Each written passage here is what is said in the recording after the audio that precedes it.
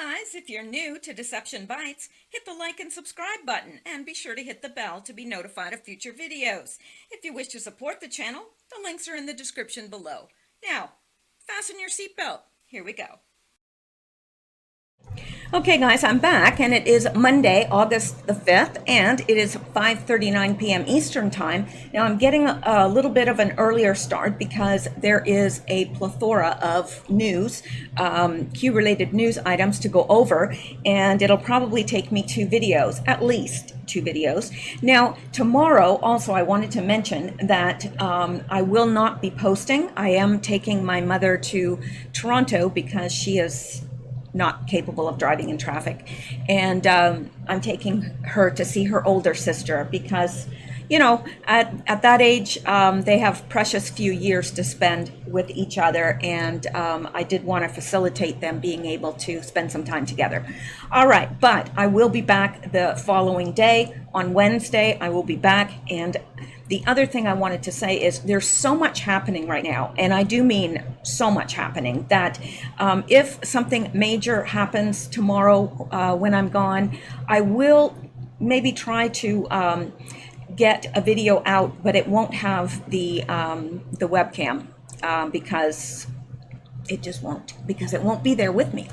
So anyway, the reason I say that is, I mean, obviously, most of you probably know that the Chans were taken down, of course, in response to the mass fruitings, and sorry that we have to devolve into using code words, but because of the mass fruiting, two of them, they have gone hard after the Chans. Why? Because apparently the Ohio fruiter posted his manifesto on the Chans.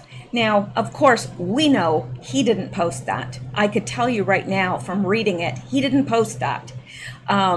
Someone posted it for him, and somebody wrote it, and he is just a poor patsy.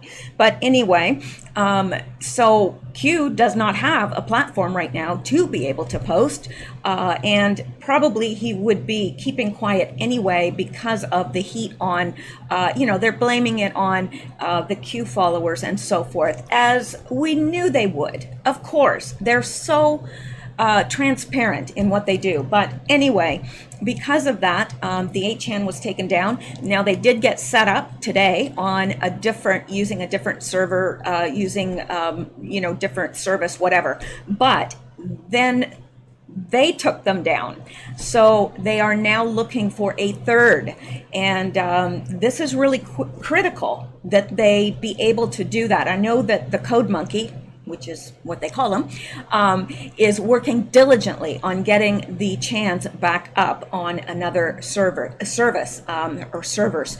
So anyway, until that happens, Q can't post because there's nowhere for him to post.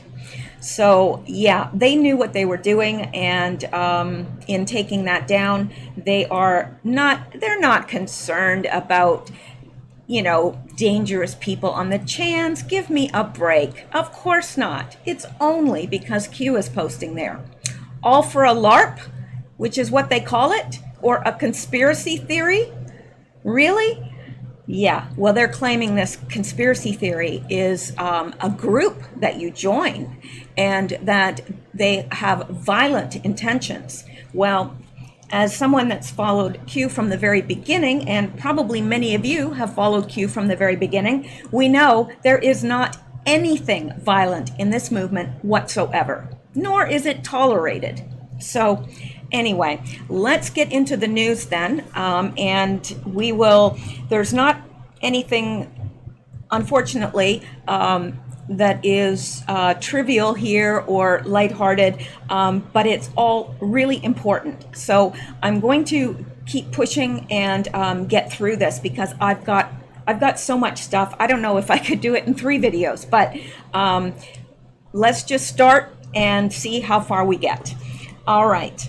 Now, this from AG Barr tells me everything I need to know about what this administration feels about the fruitings.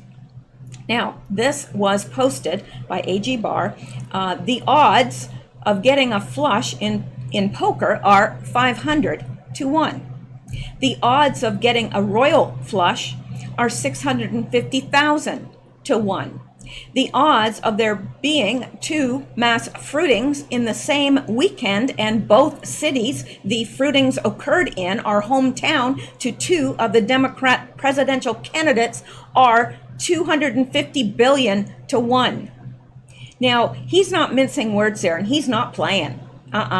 So, you know, the president can't get away with saying that, but A.G. Barr can, and we know exactly what he is saying here.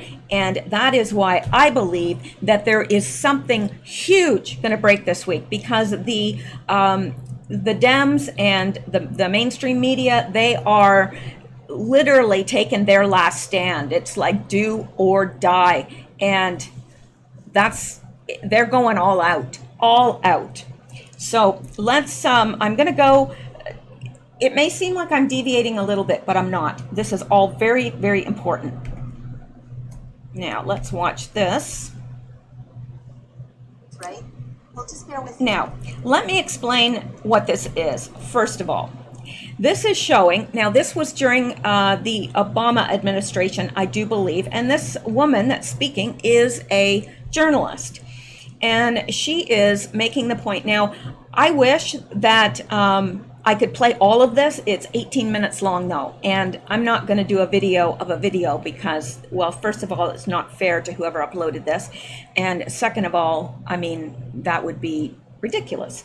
So I would encourage everybody to watch this though, and I'm almost a little bit afraid to post the link. You guys know why. So let me see how I can do that. I'm going to post the link to this, okay? But we'll listen to the first couple minutes, and I will post a link to this. Okay. Now, listen to what she's having to say, because she is saying that the U.S. government has already legalized psychological operations against citizens. Now, most of us knew that, but I can guarantee to you, some of my listeners have never heard this before, at least some of you. So this is important to know, that they actually made a law to make this legal.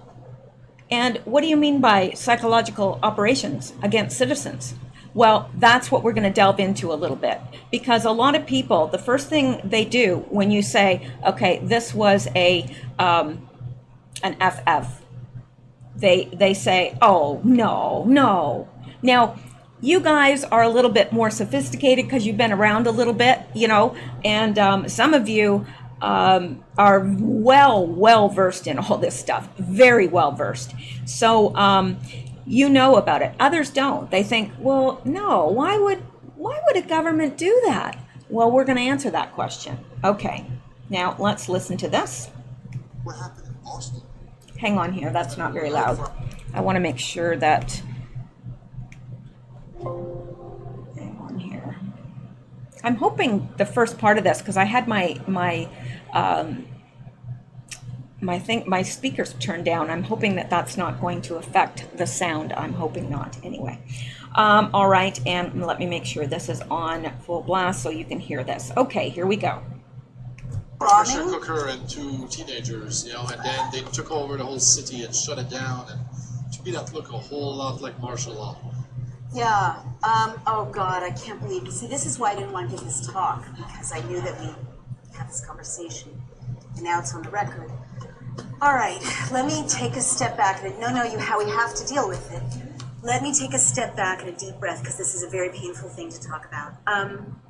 So, all over the world, we know, it's well established, the State Department and intelligence agencies engage in theater, and it's what they do, it's spycraft, to create spectacles and events that people may not realize are spectacles and events, but that, well, like the overthrow of Mossadegh in the 50s in Iran. They'll funnel money to protesters, they'll, fly people in to infiltrate protesters. They'll create fake newspapers and so on. So we know that this happens in countries around the world. I believe that a law has been passed in the United States. I think it's part of the Defense Authorization Act. I need to confirm this. That, pardon me, now makes it legal to propagandize American citizens. Is that, do we know about that? Yeah, it's true. And is it in the NDAA or is it in something else? Do we know? It's a separate bill. It's a separate bill, and it's been passed. It's now law. Do we know what the 2 years ago? Do we know what the name of it is? I don't remember, but I will report it off. Oh, thank you. Will you send me the link? Yeah. Thank you. So what the... Now, you heard what she just said. It's been legalized. These type of operations on U.S. citizens have been legalized. It's legal for them to do it. It's legal for them to put on a spectacle with actors and claim that it's something that it's not, because it is psychological warfare, and it is legal. Yes, it is. Now, let's listen to a few more minutes of this, or just a couple more. This means is, and I, you know, as a journalist, to say these words, just, I can't tell you with what a heavy heart I say them, but we've entered an era in which it is not crazy to assess news events to see if they're real or not real. And in the United States as well as overseas. And in fact, it's kind of crazy not to.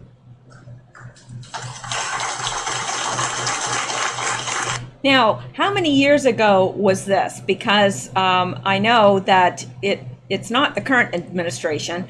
And she is saying it's now necessary to analyze the news to see if it's real or not. It's necessary. Why is it necessary? Because the U.S. has passed a law which makes it okay and legal to do what they do, using actors or what have you. So using fake red juice, that's, you know, they can do that. It's legal. They don't have to tell us the truth. Not anymore. So this is just an excellent video, and I wish I could play all of it for you, but I did want to let you know, I wish this was published on August 20th, 2016, but I don't know if that is when this occurred or not, but that would have been just as the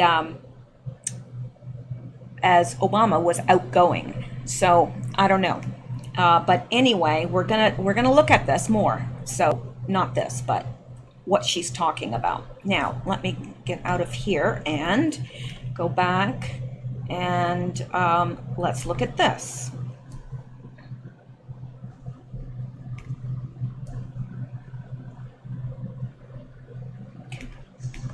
Now, this is on BitChute for obvious reasons, and I think I'm going to have to just get set up with BitChute and just start posting my videos there as well, so that if it comes to me being taken down on YouTube, you'll have, at least you'll know where to go to find my videos. And also, there are lots of things I want to talk about that I can't talk about on YouTube. So this would be a good route for me to go. But let's listen to this. Now, remember I said that Buttigieg, no, was it Buttigieg? No, it was Beto. Beto reminded me a lot of this guy. Now, let's watch him. Now, keep in mind, the story, the narrative, is that his daughter just died violently in a fruiting. Watch his reaction. They're getting ready to make to come to the microphone, so we'll listen.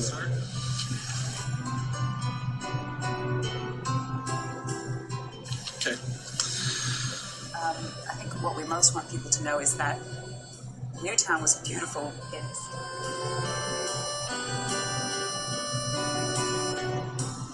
Yeah, see, this was the fruiting in Ottawa Parliament buildings, and the gunman, in which the gunman died, of course. And these are the officers outside. They don't know what they're facing inside. They don't know if there's 1, 2, 10 fruiters in there.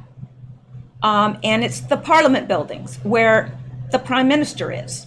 Would they be laughing and cutting up, knowing that they're going to face a fruiter and that they could die? I wouldn't be laughing. I wouldn't be laughing at all. I might be praying under my breath. Not might, I would be praying under my breath, but not laughing.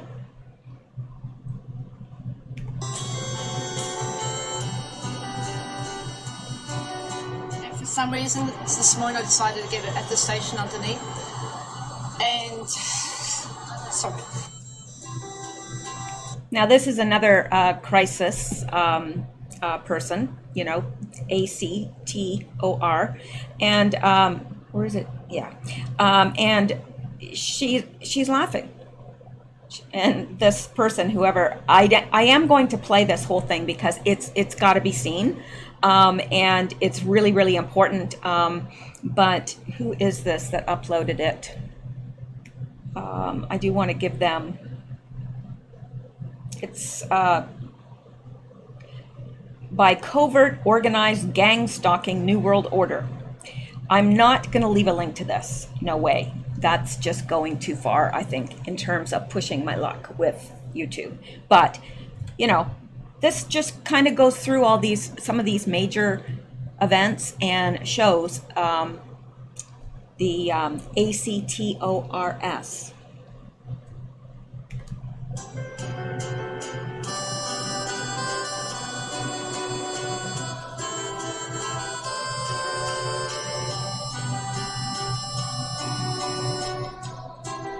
Yeah, this is the Charlie HEBDO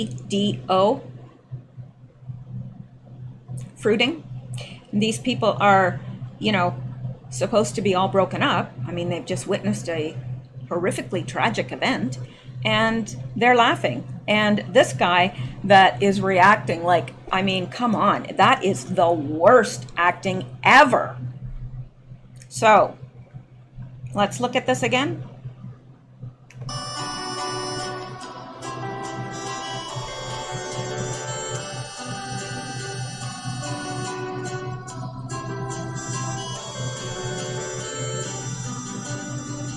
I know you're going through a grieving process. What had happened to your wife yesterday morning? I watched it. Oh, boy. You were watching the TV. Mm-hmm. What did you think? And if it wasn't for her, I wouldn't have any of these pictures. And notice when they put the camera on these people, a lot of their first reaction is to laugh. And then they try to turn it into crying or whatever. Now, why do they do that? Well, I'll tell you why. Have you ever been filming people and you're swinging the camera around, and when you focus on someone, they'll start to laugh? And I know when I first started doing this, I would turn everything on, and as soon as I hit that record button, I'd laugh because I'd be like, oh my gosh, like people are going to see this. Now, I don't feel that way anymore because I just looked at it like, okay, you know what? These are friends in my living room and I'm just going to talk to them. So I don't feel like that anymore, but that's something I really had to work to get over because it's that embarrassment. And when you're embarrassed, everybody usually laughs. And so it's that embarrassment of, oh my gosh, I'm on camera. Really, that's what it is. And that takes over them, because they're not professional. They're not professionals. These are just normal, everyday people that are participating in this. And, they have that reaction. And that reaction overrides the, oh, I've got to act. And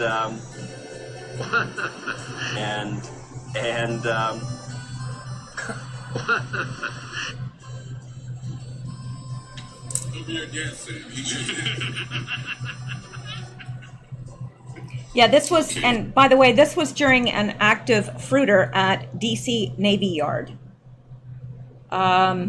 Interesting. Looks like they were in a break there.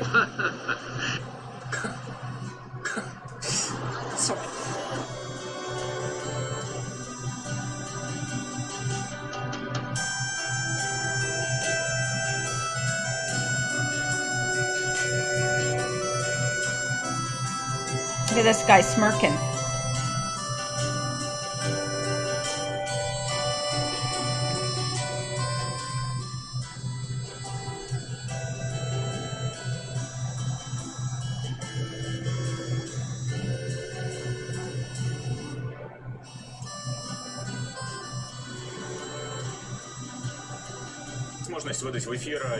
Now watch this. This is alarming. They're at the site of a plane wreck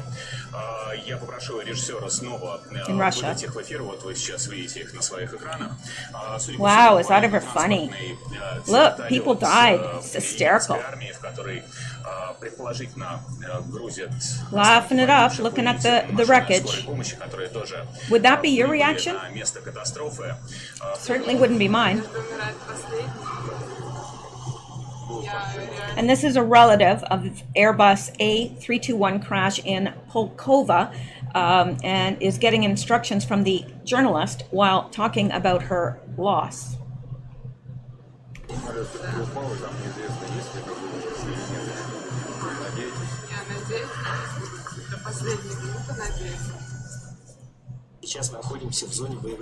And you know, most people, if they have somebody in their family killed tragically, you know, if they put a camera in my face and I was there, you know, my relative just died, my face would be all swollen from crying. My eyes would be red. I would be crying my eyes out. And if somebody put a camera in my face, I'd probably shove them away. It would be like, leave me alone and let me grieve. These are not normal reactions. Затем домом идет война. Здесь сейчас снимают кино.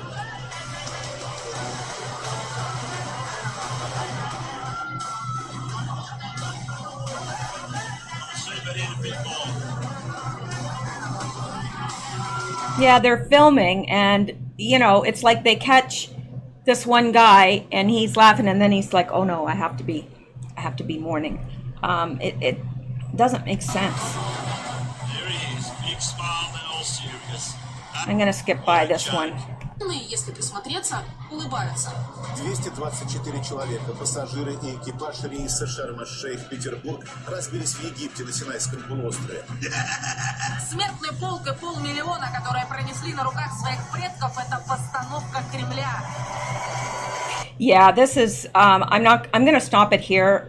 Jim Carrey comes out and does all this weird stuff, and it really doesn't have anything to do with, Crisis, ACTORS.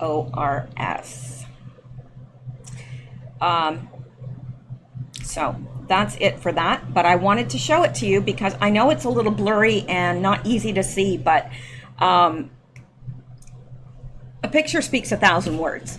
You know, you can argue with people till you're blue in the face, but you show them a few of these type situations and suddenly those arguments disappear. Now, look at this. Number of mass fruitings in the United States by year, 1966 to June 2015.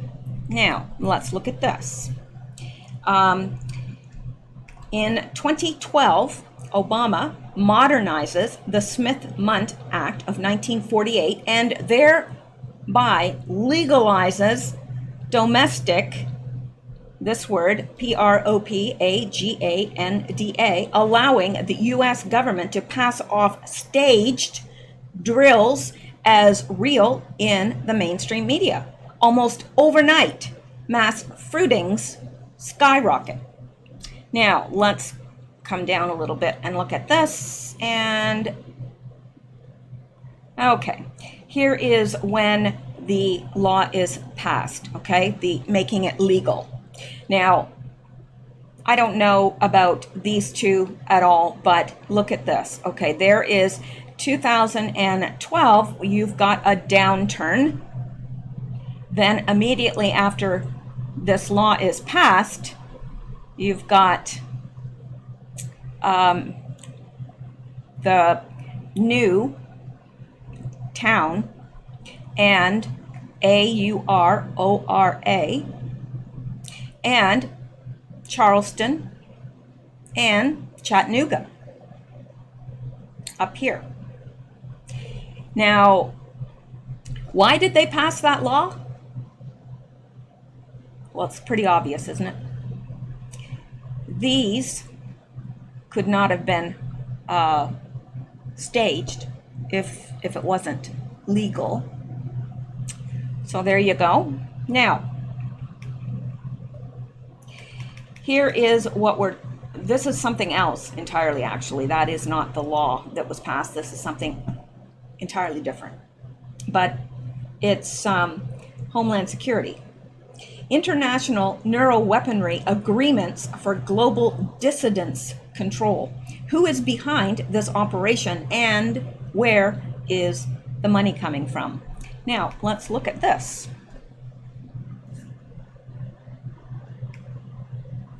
Okay, now, you know what neuroweaponry is? It's things like voice-to-skull technology, or many people call it voice of God, where they can project a voice into your head. I know this sounds like science fiction, and truly it is, but it's reality.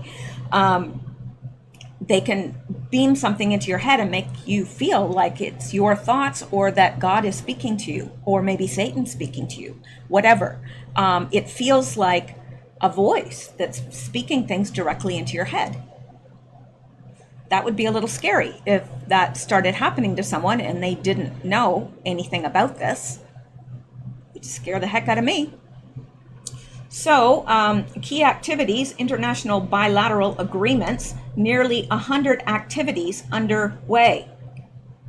This is by Homeland Security. Foreign government partners have provided over 12 million US dollars to S&T, which is, I don't know what S&T is. Maybe this program, I don't know. Cost avoidance through info sharing, access to equipment, personnel, and facilities. And look at all these countries that are participating. Canada, Australia, United Kingdom, Singapore, Sweden, Mexico, Israel, France, Germany, New Zealand, European Commission, Spain, Netherlands. And it says targeting opportunities through other mechanisms, other U.S. government agreements, contracts with foreign entities, i.e. universities, cooperative research and development agreements. Now, I don't know about you, but seeing it in black and white changes it a lot, doesn't it? And this, I wanted to show you, same, ACTOR. This is the,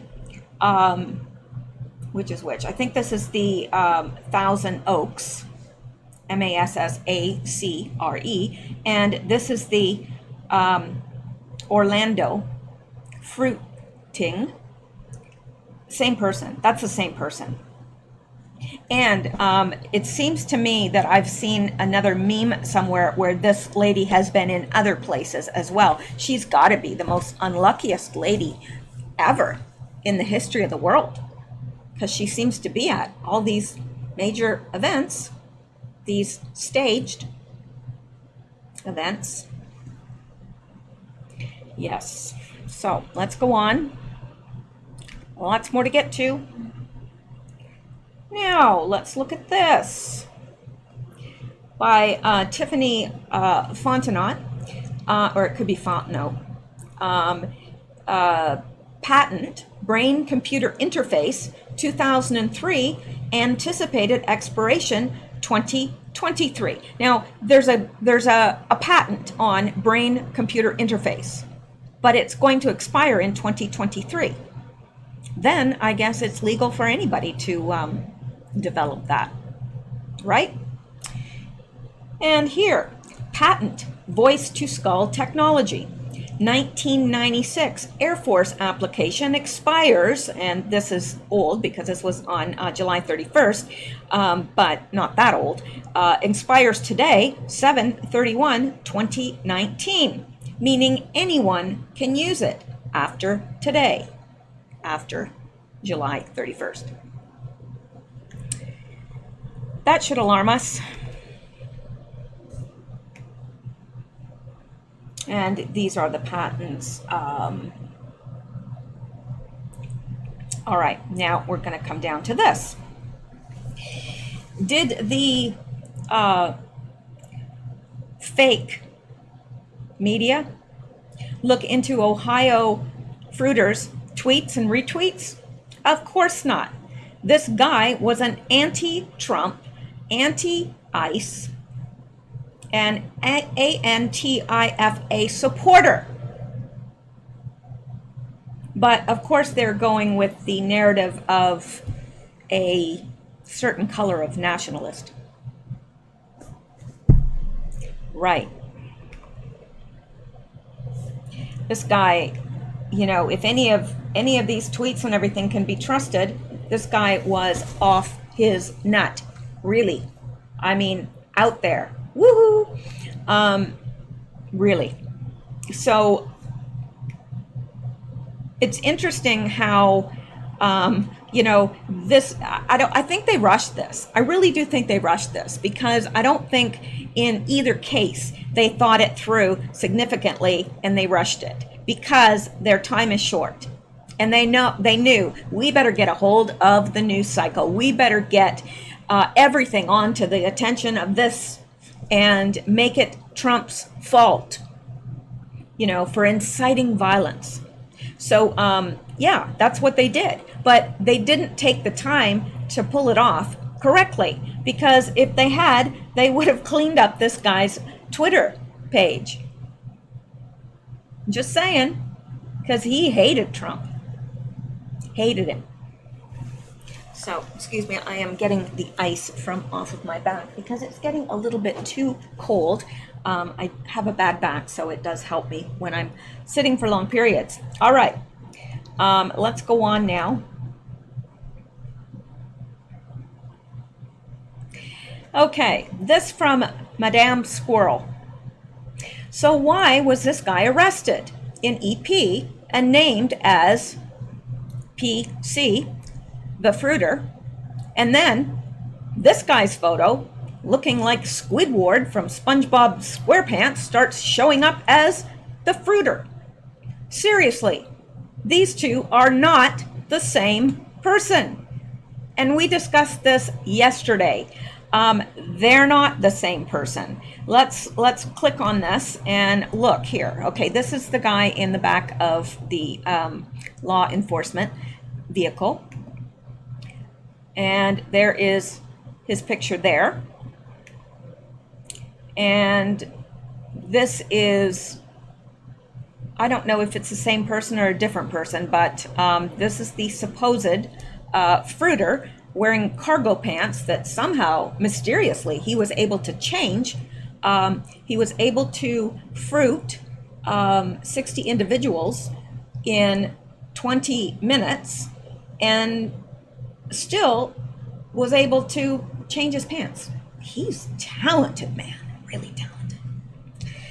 And then there's this guy that looks absolutely nothing like the other guy. I don't know. So, which is it? Mainstream media? You guys that get paid the big bucks while we do all the work for you because you're too incompetent to actually report the actual news? Well, actually, I don't think it's that you're incompetent. I think it's just that you're bought off. So you just take your talking points from someone else. You're not doing real journalism.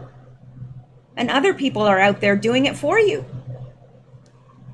It's sad, but please, mainstream media, explain to we, the people, which it is. All right, now, let's go back. And I have to keep moving or I'll never get through all this. Now, look at this. Because, of course, we know this is their real agenda anyway, right?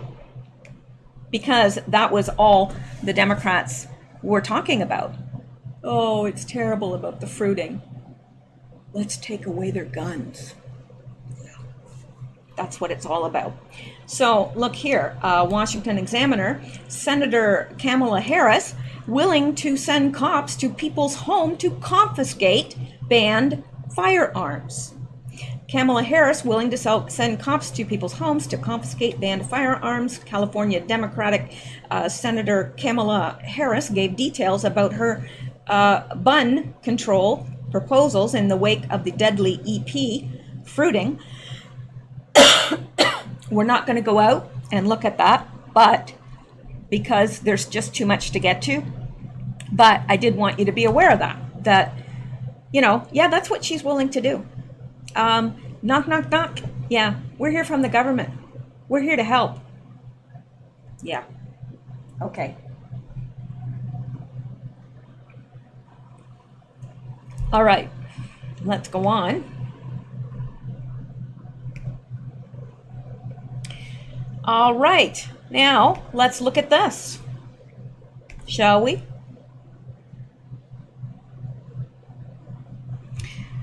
Okay, Toledo mayor plays politics with officer safety via new firearm procurement measures. Now, bad ideas have a way of recurring within gun control circles, and when they do, they are usually accompanied by self-congratulatory rhetoric about their supposedly innovative and forward-thinking nature. Excuse me. I was doing so good there for a while.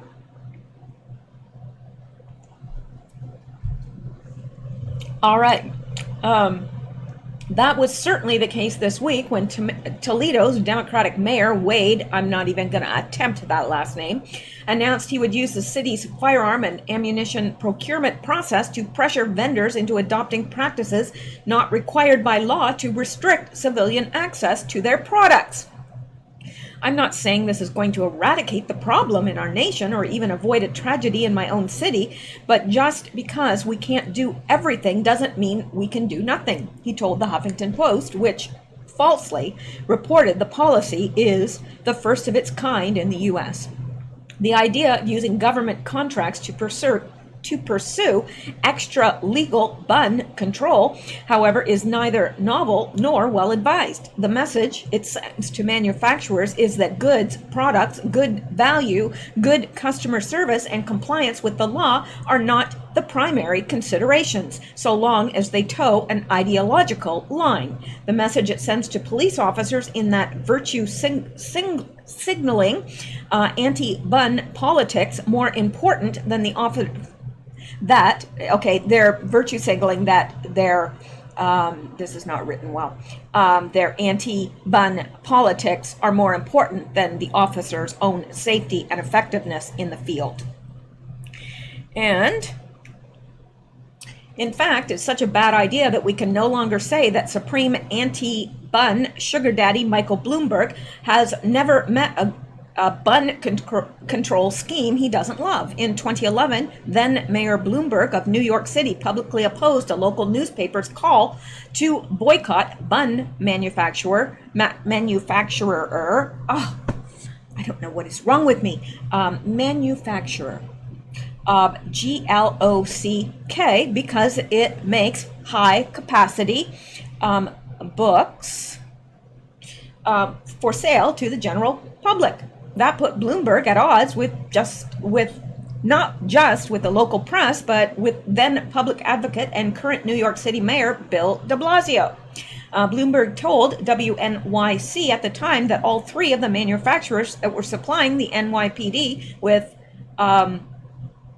buns were making similar capacity books. The trouble is, if we boycott one, you probably have to boycott all of them, and then you go back to the days when the crooks had better buns than the cops, he stated. We don't want our cops out-armed, out-bunned. He also credited adequately arming the cops with contributing to the city's precipitous drop in fruitings. Long before then, another anti-gun New Yorker tried to use his authority within the Clinton administration to steer local police firearm procurement contracts all over the country to companies that voluntarily adopted various gun control measures. The move was largely unsuccessful and was panned by the president of the National Fraternal Order of Police, who said at the time adherence to a particular political policy, shouldn't play a part in gun purchases. And that's correct. You want whatever is going to adequately, safely arm law enforcement officers. Rather, he said police should choose their weapons based solely on how well they protect officers and the public. A senior official at the Los Angeles County Sheriff's Department called the idea economic extortion, and that's what it is. And told the Los Angeles Times, politics aren't going to enter into how we choose our firearms. When you think of what we do for a living, we just can't take chances. So I'm not going to read the rest of this, but it's just interesting that everybody has jumped on to this bandwagon. Never let a CRISIS go to waste. Well, they're not letting it go to waste, and I do believe that they planned it. There's no doubt in my mind that it was planned. No doubt whatsoever. Too many inconsistencies. Truth doesn't usually have a whole lot of inconsistencies. There may be small, like when you witness a car accident and you say, I think it was a white car, and somebody else says, no, it was a gray car. Well, those are small details. I mean, it doesn't sound like a small detail, but we all don't see color, correctly. There are lots of people that are colorblind, and I know people that will swear one thing's one color and another person will say, no, it's not. I have this argument with my mother quite frequently, actually, but I digress. So anyway, let's go back because we are still chugging along here. Now, okay, let's look at this. Now, this is deviating slightly, but hang on. Trump surges with black voters after pointing out the obvious on rat-infested Baltimore. Now, this was from yesterday. On Saturday, President Trump took to Twitter to demand an investigation of Representative Elijah Cummings and his corrupt and rat-infested Maryland district. This is a tweet from Trump. Representative Elijah Cummings has been a brutal bully, shouting and screaming at the great men and women of Border Patrol about conditions at the southern border, when actually his Baltimore district is far worse and more dangerous. His district is considered the worst in the USA. And then this, also from Donald Trump, as proven last week during a congressional tour, the border is clean, efficient, and well run, just very crowded. Cummings' district is a disgusting rat and rodent infested mess. If he spent more time in Baltimore, maybe he could help clean up this very dangerous and filthy place. He doesn't mince words. And this, why is so much money sent to the Elijah Cummings district when it's considered the worst run and most dangerous anywhere in the United States? No human being would want to live there. Where is all this money going? How much is stolen? Investigate this corrupt mess immediately. Now, it says Democrats were outraged. It says earlier in the day, Republican Kimberly Classic was on Fox and Friends to talk about her video of rat-infested neighborhoods in Baltimore. Trump was watching and tweeted out about it. Democrats were outraged at President Trump for daring to call Baltimore a rat-infested city. Of course, they said it was racist. I don't know. Do rats only, are there little signs for the rats that say, blacks live over here, come this way? I'm just wondering. I don't know. Because apparently it's only the black neighborhoods that have rats. I don't think that's right, because there's a whole lot of homeless people in California on the streets sleeping, and a lot of them are white and there's rats. I don't know if they think about color much. But, apparently the Democrats think they do. There must be little signs, rats this way, this way to the blacks.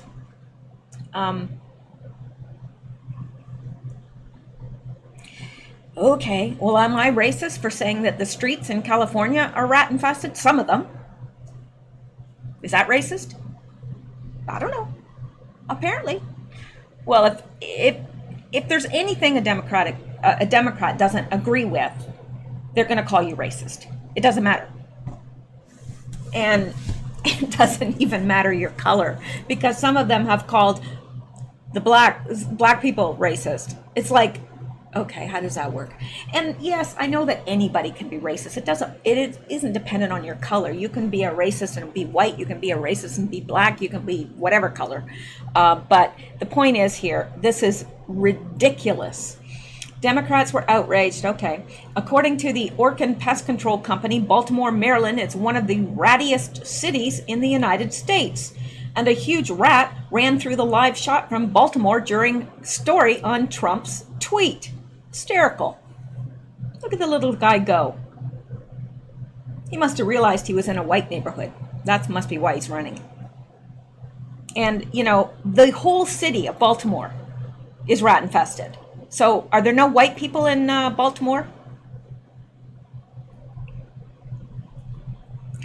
Now this. Despite the Democrats' best efforts to paint Trump a racist following his remarks on the horrific conditions in Baltimore and other Democrat-run cities, President Trump's polling numbers spiked with black voters this week. Yeah, because they see that he cares about the conditions that they're living in. What have any of the Democrats done for the black population? I don't see as they've done much. In fact, I think that they have purposefully harmed them. Now, I know I say that and I'm not black. So I don't know. I know that we do have black listeners. So please, please, please comment. We want to hear from you. What do you think? How do you take all this that's happening? I want to hear from people that it affects. It doesn't affect me personally. So I can say whatever I say. And, you know, I want to hear from the people that this affects. And not just blacks, but if you are any other race aside from Caucasian, then please comment. I know that you're listening. I know that I have listeners. Well, definitely I have listeners, but you know what I'm saying, that are of other races. And so I want to hear from you guys. How does all this stuff affect you? You know, how does seeing your fellow whatever countrymen, whether, you know, being subjected to this? I mean, I don't know. I don't even want to go into the whole history of the Democratic Party and how it's harmed the blacks. I don't want to go into that because I think it's better coming from a black person than a white person. So, and there are several people on YouTube that I see that are very vocal, that are black African Americans, and I don't even like to say African Americans because none of these people have come from Africa. I mean, they were all born here. They're not, I mean, there are some Africans, but you know, most of the blacks in America and Canada have been born here. So I think it's unfair to even call them African Americans, but there are some on Twitter and Facebook and other platforms, YouTube, that are doing a fantastic job of getting the word out. And they're credible because, you know, they're talking about a situation that affects him or her. There's several. There's Candace Owens. There's, I think it's Red Pill. I don't know. There's a bunch of them. And they're all good. So anyway, let's go on here. Oh, was I finished with the Baltimore one? See, I don't know. I get talking and... Okay. President Trump triggered a media firestorm when he criticized a longtime Democratic congressman's job job performance, saying his Baltimore district is a rat and rodent infested mess and the worst run and most dangerous anywhere in the United States. The president has since pointed out that many of the country's major cities have similar problems, and nearly all have been run for years by Democrats. Democratic leaders responded by calling Trump a racist, but media interviews in Baltimore and elsewhere found black residents asking the same questions the president is asking. Like most Republicans, Trump has struggled to attract black voters, but this week's surveying for the Rasmussen Report's daily presidential tracking poll has found a bump in black support for the president. Even with the plus or -9 margin of error for the smaller sample, it's a bump that has held up nearly all week. So good. I mean, I'm glad that there are people that are realizing, hey, you know what, this president is for you, and these guys over here haven't done anything and are not going to do anything for you. So let's go on here.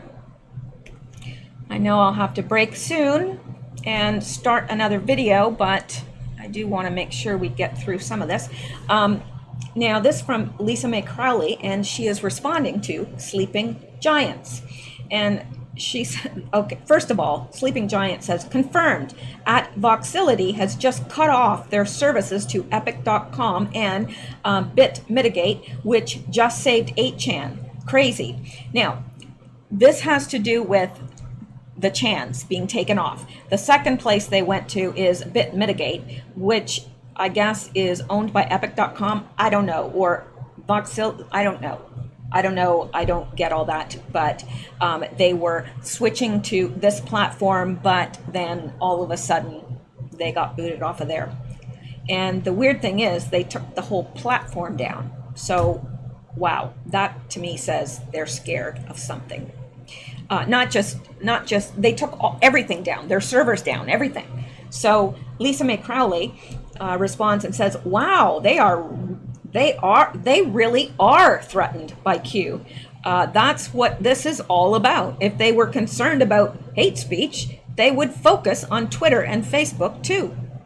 True enough. And hang on here. I thought there was more to that, but I guess not. So let's. And this, if they want to concentrate on hate speech, why did they allow people like this right here? Well, this guy, you know what? He should be the poster child for don't be this guy. You know what I'm saying? You know, you see those, like I used to want read fashion magazines when I was small, and there was like a section of fashion do's and fashion don'ts, and you never ever wanted to be a fashion don't. Oh my gosh. It was like, don't be this girl, and it would show them wearing something hideous. And he is the poster boy for don't be this guy. Him and Jim Carrey, poster boys. Anyway, Tom Arnold tweets about how he can't wait to stand over Donald Trump Jr.'s CORPSE after he fruits him dead. How does he get away with that? Really, how does he get away with it? Anybody else would be kicked off of whatever platform they're on, be it Twitter, YouTube, Facebook, what have you. They'd be kicked off. You know they would. If that was a person on the right side of things, they'd be kicked off. But it doesn't matter if you're Tom Arnold, I guess, because you're speaking their language, the language of the left, and so you're left alone. The media says nothing, Twitter does nothing, and Hollywood insists Trump supporters are violent.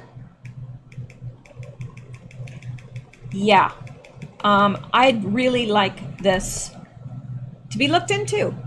He should not be allowed to spew that kind of hatred.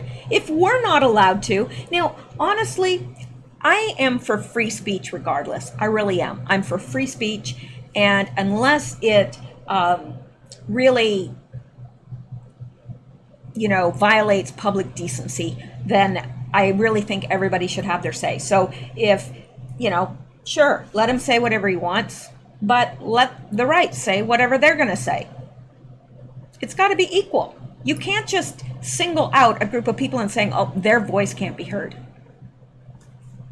That's dangerous. Very, very, very dangerous. Now, I want to show you something here. Here is a picture of every single mass fruiter in 2019. Tell me again how this is a white, this word thing. Please tell me. Now, I am not making this a black-white issue. I'm not. They are. They are. But look, I know it's not easy to see this, and making it larger will just make it blurrier, but really?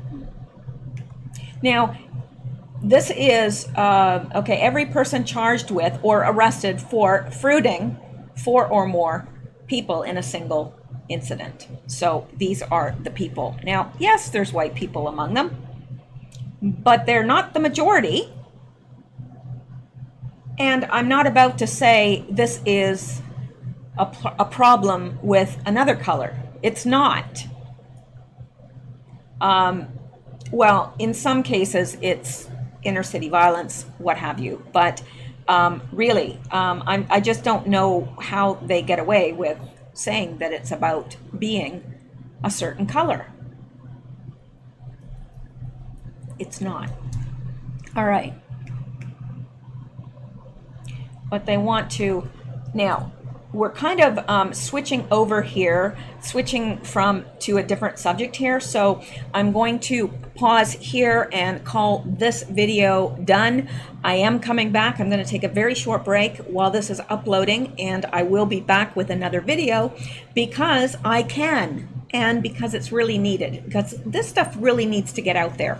So anyway, that is it for now. Stay safe, stay blessed, and come back and see me. Oh, there's a cat up there. I didn't realize. How long has he been up there? You guys know better than I, because I didn't even feel him get up there. So anyway, he's sleeping his little face off there. Hey, turn around. Are you going to show your face? Are you going to show your face? Oh, he fell off. Oops. Okay, so that's it, and I will be back. So look for another video, and I will definitely be back. It's not one of those, oh, I might come back, I might not. I am, because I do want to get through some of this news, and I feel it's important.